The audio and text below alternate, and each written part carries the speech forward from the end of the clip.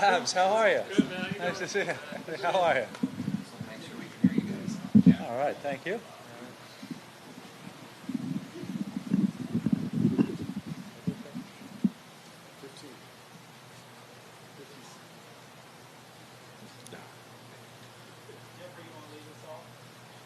I mean, just talk a little bit about the day, the highlights, a couple highlights maybe, and how well you guys gelled together. I think it was nice. We started on the 10th hole, and 10th hole's a really challenging green to hit. You know, we're able to drive it up close, and even from a short distance, we had 2 practice rounds, 2 pro-ams, and I remember in both of my pro-ams, just trying to get a 40-yard shot on the green was tough. Pin was back. Cam hit a nice chip, but literally rolled, 15 feet past the hole onto the back fringe, and was best we could do from just short of the green. Cam just missed his putt, and I was so grateful to see mine go in. So to get off to that sort of good start was an awfully good feeling. And then we kept it going. It's just, I think, between his great play, his great putting, and we kind of just really ham and egged it really well out there today. Your first time, Cam? Or did you First play? time. Third Time. Okay. Yes, sir. Is it getting any easier? A little bit. I'm still nervous on the first tee, but that's about it.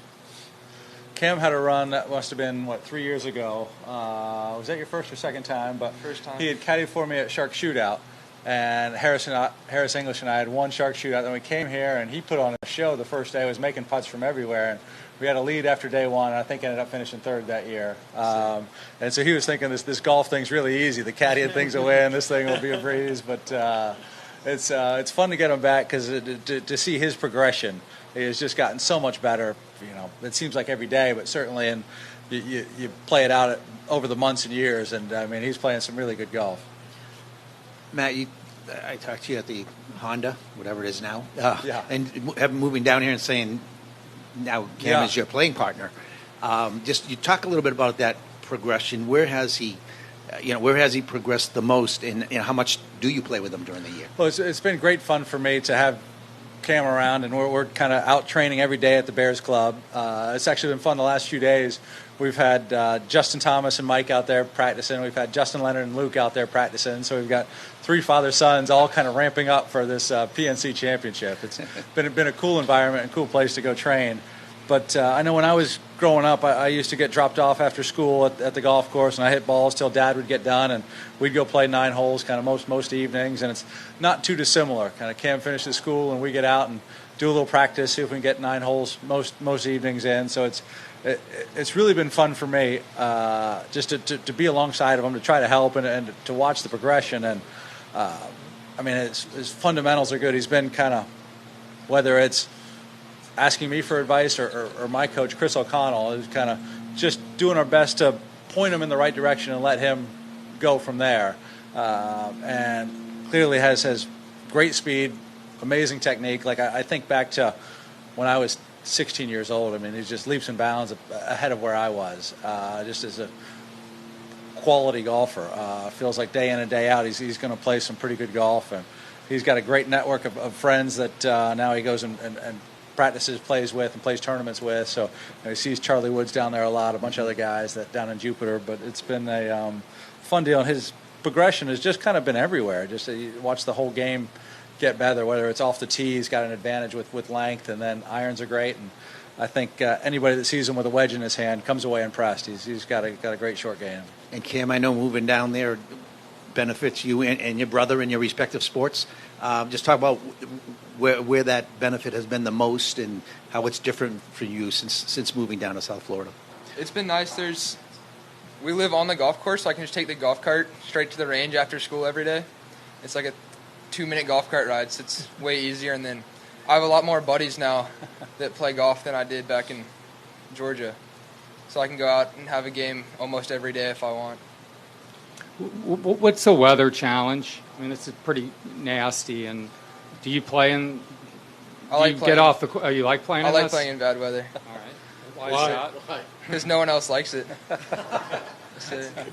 Well, what is the challenge? I mean, you're still kind of new to it, and your dad's obviously a veteran, like keeping everything dry. And you just have to figure out how to keep everything dry, and then So we had a funny experience.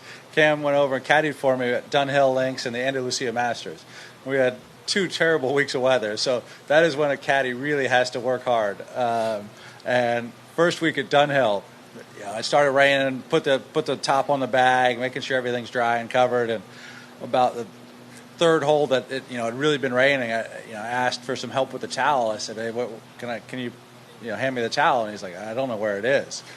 I said, "That is not a good sign." But thankfully, we keep a couple spares in the bag, like little ones in a Ziploc baggie, so we were able to kind of make sure get through. But I think he learned his lesson quickly, the value of keeping the towel, on person when you're playing in the rain. Cam, can you talk about what the eagle putt did for you guys, and what other highlights from the round do you point to? That eagle putt was big.